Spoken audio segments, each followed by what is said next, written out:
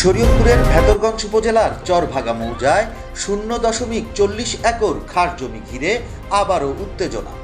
অভিযোগ, ভুয়া ভূমিহীন সনদ আর জাল কাগজপত্র দেখিয়ে নেওয়া হয়েছে বন্দোবস্ত। কিন্তু তদন্ত প্রতিবেদনে উঠে এসেছে অন্য চিত্র। দীর্ঘদিনের ভোগ দখলের তথ্য।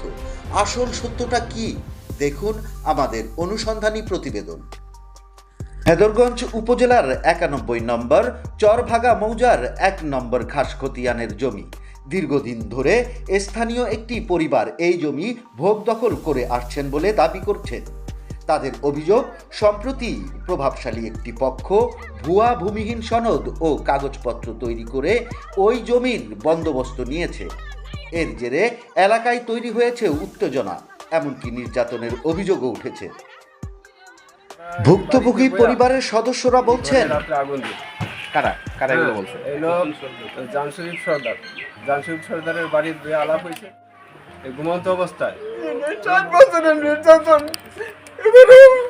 কোথায় ভালো নয়, এই জন্য আমি রাস্তায় নামছি। 20 বছর আমার এই বইটারে 3বার মারছে, 3বার মারার পরে এরপর একবার মারছে পরে আমরা আদালতে মামলা দিয়েছিলাম। এই মামলায় কোনো সুরা পাইনি আমরা।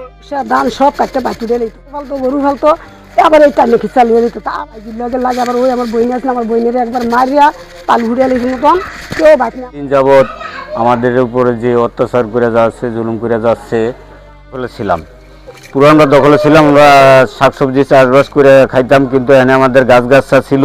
ও আমার এই বাকি গাছগুলো সব কাইটে দিতে, গাছগুলো কাইটে মায়ে হয়তো জবাব দিছে যে এই কারণে আমার মারে ধাক্কা ফালা দিয়ে, ওই যে আমার মার হাতের লাঠি দিয়ে আমার মাকে এই পিঠায় বানিয়ে দিচ্ছে, অসুস্থ বানিয়ে দিচ্ছে। আমি ডাক্তার দেখে এখন খেদায় দিব বাসা দরকারে মনে করেন এই বাপ ডাকছে, সেই হিসাবে এই জমিন হারে দেওয়া গেছে এই জমিন যে তুই বাড়িঘর করিয়া থাকবি, হে এবারে মনে এলাকাটা বাড়িঘর তখন সরে যাও, না হলে তোমাকে সমস্যা করতে পারি।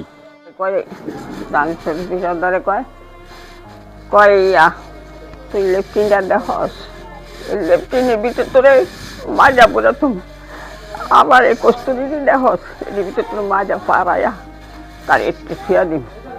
তার সমাজের মুরব্বীতে জানাইছি, কই আমার ওরা মাজা লাগবাই, আমার লাশ তাদের কোনো নেয় না, এলে আমার কলজা গুদা হাজার।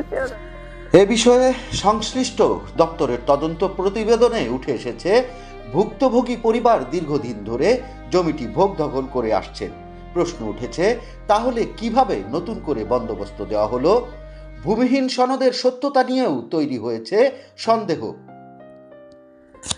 এ বিষয়ে সংশ্লিষ্ট কর্তৃপক্ষের বক্তব্য জানার চেষ্টা করা হলেও এখন পর্যন্ত আনুষ্ঠানিক কোনো প্রতিক্রিয়া পাওয়া যায়নি।